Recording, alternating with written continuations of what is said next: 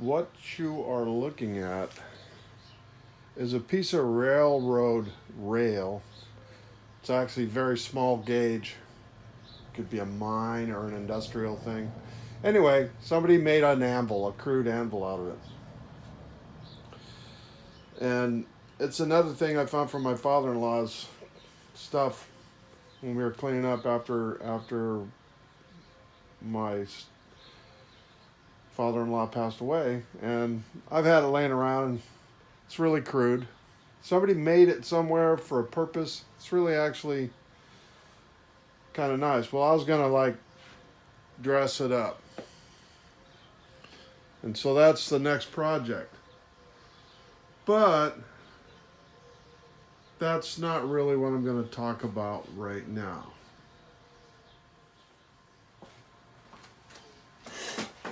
So, fixing this guy and making a nice pretty little anvil to use for small stuff. That's what it's good for, little intricate things that you're doing. It made me think that I need to talk about, or maybe I want to talk about, the first step in any kind of fabric and metalworking, and that's cleaning that stuff. You see it. I mean, guys that do it, they know all about it. I remember the first day when I was an apprentice mechanic, and one of the masters told me, he says, "Hey, you want to know how to work on automatic transmissions?" I was like, "Yeah." And so he said, "Follow me," and I spent 2 weeks washing parts. I wasn't putting anything together. I wasn't taking anything apart. I was cleaning little parts and finding out whether or not they were clean enough for him. So in welding, you got to start with a really dirty piece of metal sometimes. I mean, a lot of guys are going to say, no, throw it away and get a new one. But I want to get this. This is an extreme case. But I buffed this thing off and ran some test welds with a stick welder on it. Stick welds are a little more forgiving of dirt. But when you're cleaning it, you're up against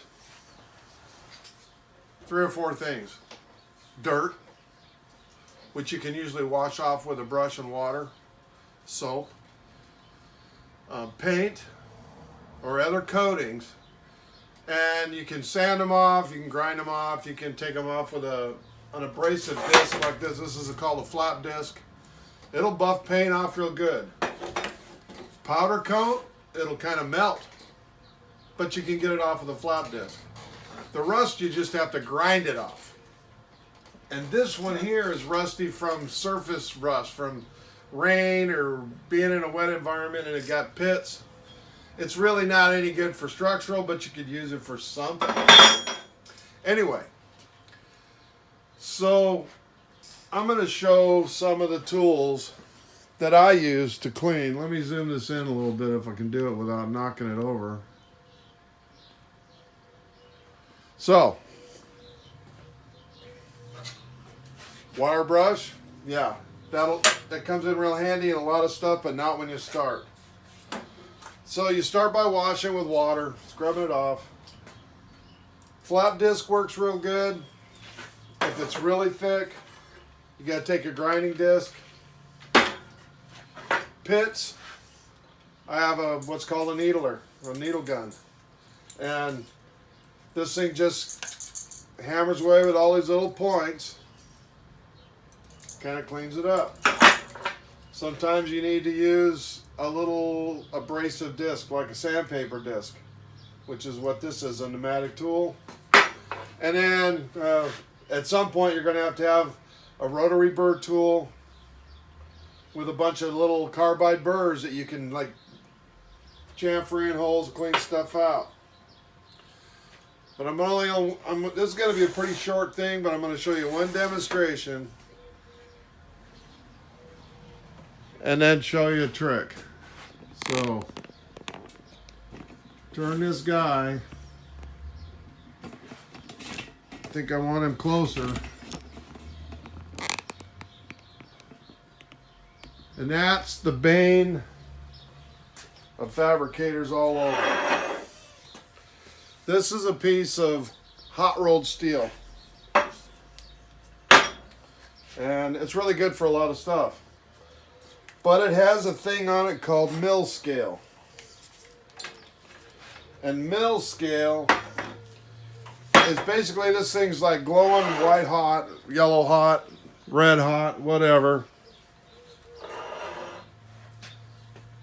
Well, it's being rolled into this shape, and then it oxidizes with the air, and they're spraying it with water all the time to keep the machinery cool, and it makes this layer of really hard, ugly, contaminated metal on the surface. Bad place for a weld or appearance. Now it's going to get real loud. I'm going to show you a flap disc, first step on it.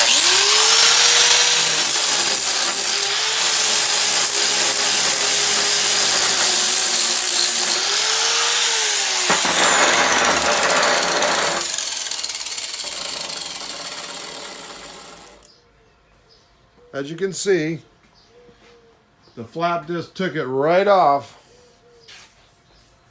in one spot. And what you'll find is it'll do really good for the first little bit, but by the time I did this whole thing, I would be fighting every little bit with a flap disc. So that would leave me with a grinder disc.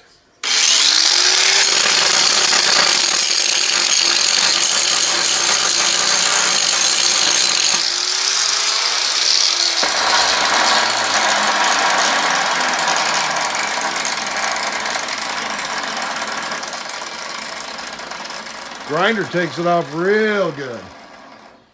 No problem. Well, yeah, one problem. It makes giant scratches. And so once you get that, then if you really want a nice surface to look good, then you're after it with a flap disc again. And I mean, it ends up being a big problem. So I'm going to shut it off and set up something else and show you a cheat. What do they call it nowadays? A hack? Okay, so here's the trick, and I know it's a cheating trick. Some people might think it's weird, but this is a cheap little combo diamond edge tile saw from Harbor Freight. And what I've done, after I did tile work, I was hung on to them. I've got it set up on a 4.5 inch grinder, 4 1/4, whatever the hell it is. Anyway, comes in really handy. You can cut bricks freehand if you're like doing brickwork. But it's got this, if you look at it, this little area right here is embedded with diamonds, and you can feel them. They get really buffed off, you throw it away and get another one. But it takes mill scale off. Really nice. So watch this.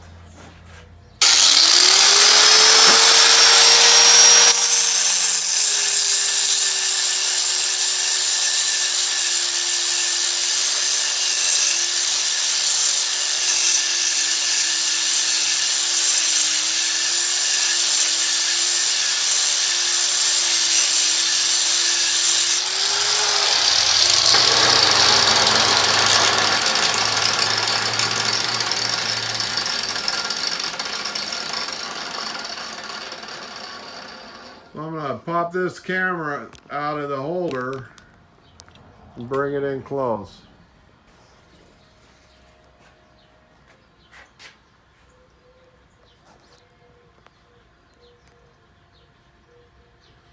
See, there's just, get the angle right. This is with the flap disc. And you can see all the marring from being hot rolled. This was the grinder. It's just scratches. And then there's where that diamond wheel went across there. It makes a very clean, bright finish. And then if you hit it with a flap disc, it becomes almost like a mirror. And I'm going to show you that right now.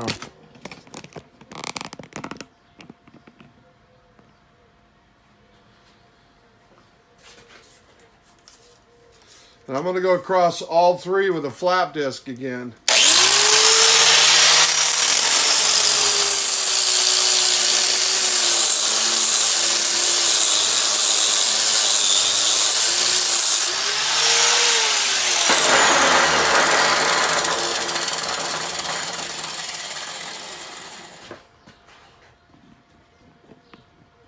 Here we go. Last bit. So, when I was done, see, those are big scratches from the grinder, a lot of original surface defects from the milling, but just by going across with that little diamond wheel, I made a very nice surface. So if I want it to look really pretty when I'm done, it is a lot less sanding and grinding and polishing to get it smooth. So anyhow,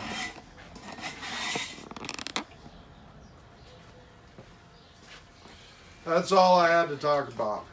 If you want to clean, you know that if you're going to weld it, or you're going to paint it, or you're going to protect it in any way, you have to clean it. So you start by washing the loose dirt off with water, hit it with a wire brush or a broom or something to dust it off. Then you have to remove the surface coating, whatever it is, paint, powder coat, grease, or rust.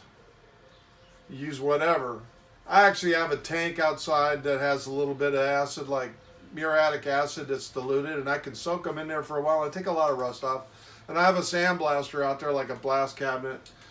But that final thing is, you don't want to make more scratches that you have to take out later when you're prepping your materials. So you only grind where you're going to weld, and if the whole surface has to be done, you need to do it. You have to pay attention to how much more work you're making for yourself if you scar it up. And you can't do it with a camera, but if you run your fingers across this guy, you can tell how smooth that bit with the diamond wheel is. So that's the trick. Thanks for watching. Hope you enjoyed it.